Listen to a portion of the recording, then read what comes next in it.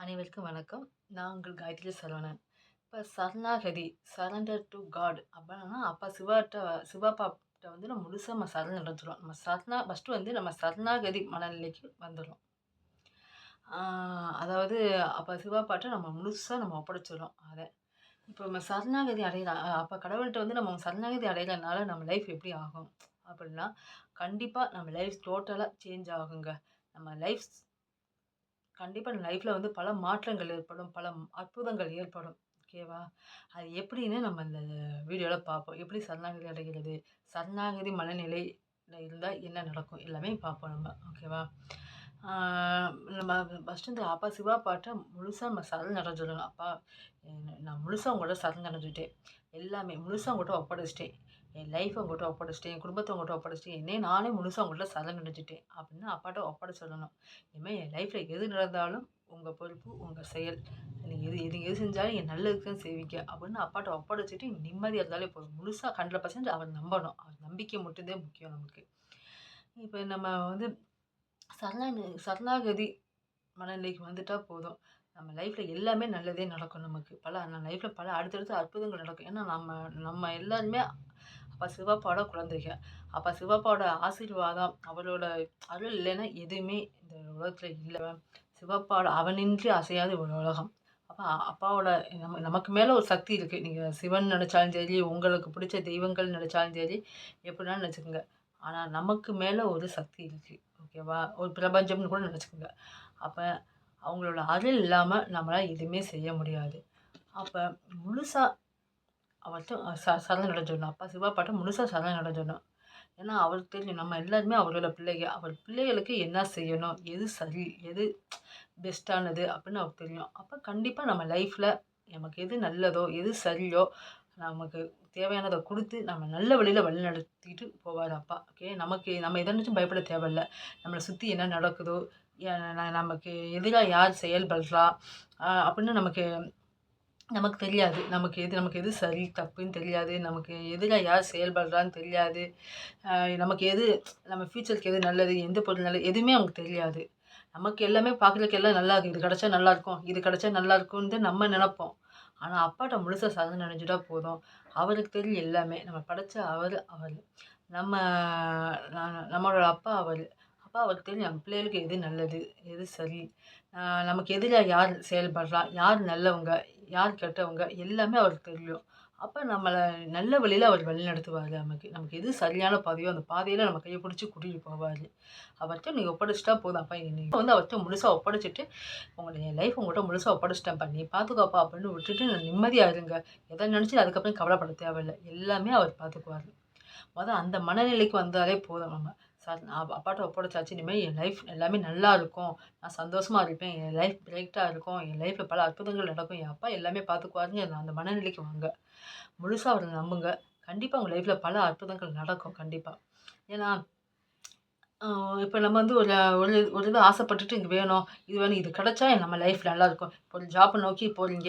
இந்த ஜாப் எனக்கு கிடைச்சா, அந்த ஜாப் எனக்கு கிடைச்சா என் லைஃப் நல்லாயிருக்கும். அப்படின்னு ஏதாச்சும் ஒரு கோல வச்சுக்கிட்டு, அது கிடைச்சா தான் என் லைஃப் நல்லாயிருக்கும். அது இருந்தா தான் என் லைஃப் நல்லாயிருக்கும். அப்படிங்கிற மாரியே போறீங்க. அது தப்பானது. ஆ அப்பாட்ட வந்து ஒப்படைச்சிருங்க. இந்த மாரி எல்லாமே அவர்ட்ட ஒப்படைச்சிருங்க. ஒப்படைச்சிட்டீங்கன்னா, அவருக்கு தெரியும். அது நல்லதா? கெட்டதா? இப்ப அந்த ஜாப் உங்களுக்கு கிடைக்கிறதுனால நல்லதா? அந்த ஜாப் வந்து உங்களுக்கு நல்லதுன்னா, கண்டிப்பா உங்களுக்கு நல்லதா அமைச்சு தருவாரு. இல்ல அத விட பெஸ்ட்டா உங்களுக்கு நல்லதா அமைச்சு தருவாரு. இப்ப நீங்க நினைக்கிறீங்க ஜாப் கிடைச்சா நல்லா இருக்கணும். சப்போஸ் அந்த ஜாப்பே கிடைச்சிருது. கிடைச்ச பிறகு அந்த சந்தோஷம் கிடைக்குமான்னு தெரியல. ஆனா அதனால பல ப்ராப்ளம் வரலாம் உங்களுக்கு. அந்த ஜாப் கிடைக்கிறது மூலமா உங்களுக்கு பல ப்ராப்ளம் வரலாம். அதனால தான் அப்பா வந்து அத தடுத்துக்கிட்டே இருக்காரு. நீங்க வந்து கோவப்படுறீங்க. எனக்கு நான் கேட்டேன் கிடைக்கல, எனக்கு கிடைக்கல, எனக்கு இந்த இந்த ஜாப் கிடைக்கல அப்படின்னு எவ்வளோ அப்பாட்ட கேட்டேன். அப்பா எனக்கு குடுக்கல. நீங்க நினைச்சது நடக்கல அப்படின்னு எவ்வளோ தடவ அப்பாட்ட வந்து கோவப்பட்டுருக்கலாம், சண்டை போட்டுருக்கலாம், செஞ்சுக்கலாம். ஆனா, நீங்க முழுசா அவர நம்பணும். அவர்ட்ட ஒப்படைச்சிடணும். உங்க லைஃப்ப ஒப்படைச்சுட்டா, அப்பா பார்த்துட்டு அப்பா எது செஞ்சாலும் நம்ம நல்லதுக்கு தான் செய்வாரு அப்படின்னு முழுசா நம்பிட்டீங்கன்னா போதும். ஏன்னா அவருக்கு தெரியும். இது கிடைக்கிறது இது இந்த இந்த நீங்க கேட்டது ஒ க கு குடுக்கலாமா? வேண்டாமா? அது உங்க லைஃப்‌க்கு நல்லதா? அதனால பிரச்சனை வருமா? அப்படின்னு அவருக்கு தெரியும்.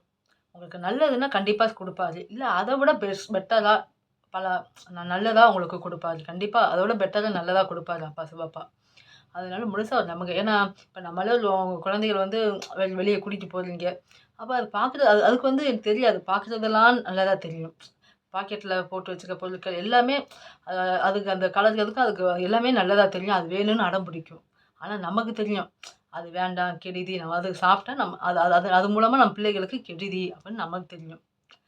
அப்ப பெத்தவங்க நம்ம வந்து என்ன செய்வோம்? அது பிள்ளைகளுக்கு அது வேணாம்ப்பா, வேணாம் அது பிள்ளைகளுக்கு வந்து நம்ம அத விட நல்லதா, அது அது ஆரோக்கியத்துக்கு நல்லதானதா, அதுக்கு சேஃபானத தான் பார்ப்போம். ஆரோக்கியத்துக்கு நல்லதா தான் வாங்கி குடுப்போம். அது சேஃபானத தான் நம்ம செய்வோம் நம்ம.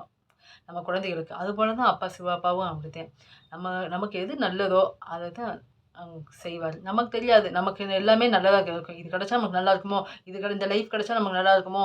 இந்த பொருள் வாங்குனா நமக்கு நல்லா இருக்குமோ? அப்படின்னு நம்ம எல்லாமே நமக்கு பார்க்குறதுக்கு ஆசையா தான் இருக்கும். எல்லாமே நல்லதா தான் தெரியும். ஆனா அப்பாவுக்கு தெரியும். ஓகேவா? நம்ம படைச்சவர் அவர். இந்த உலகத்தோட எல்லாமே அவர் தான். அப்ப அவருக்கு தெரியும். இது நமக்கு இது இது நல்லது. இது இது இப்படிப்பட்டதுன்னு அவருக்கு தெரியும். அப்ப நமக்கு எது நல்லதோ, எது பெஸ்ட்டோ அத நம்ம கண்டிப்பா அவங்க செய்வாரு. அவர் மேல நம்பிக்கை மட்டும் வைக்கணும். முழுசா அவர்ட்ட சரண் அடைஞ்சிடணும். என் லைஃப்ல எது நடந்தாலுமே உங்க பொறுப்புப்பா. நீங்க எது செஞ்சாலுமே என் நல்லதுக்கே செய்வீங்க. நான் ஏத்துக்கிறேன். மனசார ஏத்துக்கிறேன்னு மொத சொல்லுங்க. நீங்க எது செஞ்சாலும் நான் ஏத்துக்கிறேன். அப்படின்னு சொல்லிட்டு அவர்ட்ட ஒப்படைச்சுங்க. அதுக்கப்புறம் நீங்க அத நினைச்சு எத நினைச்சும் கவலைப்பட தேவையில்ல. ஹேப்பியா இருங்க. கண்டிப்பா உங்க லைஃப்ல பல மாற்றங்கள் ஏற்படும். ஒவ்வொரு நாளும் பல அற்புதங்கள் நடந்துகிட்டே இருக்கும் உங்க லைஃப்ல. ஆ உங்களுக்கு நீங்க அவர்ட்ட ஒப்படைச்சுட்டு ஜஸ்ட் நான் வந்து இந்த உலகத்துல நம்ம பிறந்ததுக்கு, நம்ம வாழ்றதுக்கு ஒரு நோக்கம் இருக்கு.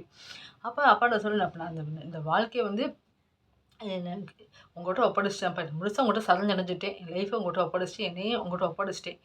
நீங்க தான் என் கைய பிடிச்சு கூட்டிட்டு போறீங்க. எனக்குள்ள இருந்து நீங்க தான் செயல்படுறீங்கன்னு முழுசா ஒப்படைச்சுருங்க. எல்லாமே நான் ஜஸ்ட் ஒரு கருவி தான் அப்படின்னு சொல்லிருங்க. எல்லாமே அவர் பார்த்துக்குவாரு. உங்க லைஃப்ல எல்லா ப்ராப்ளத்தையும் அவர் சரி பண்ணி, உங்க உங்கள ஒரு நல்ல நிலைமையில வாழ வைப்பாரு. உங்க லைஃப்ப சக்சஸ்ஃபுல்லா மாத்தி குடுப்பாரு. கண்டிப்பா உங்களுக்கு பெஸ்ட்டானது தான் சிவப்பா குடுப்பாரு. எத நினைச்சும் கவலைப்படாம ஹேப்பியா இருக்கிறது தான் நம்ம வேலை. ஓகேவா? வீடியோ உங்களுக்கு பிடிச்சிருந்தா லைக் பண்ணுங்க. மத்தவங்களுக்கும் ஷேர் பண்ணுங்க.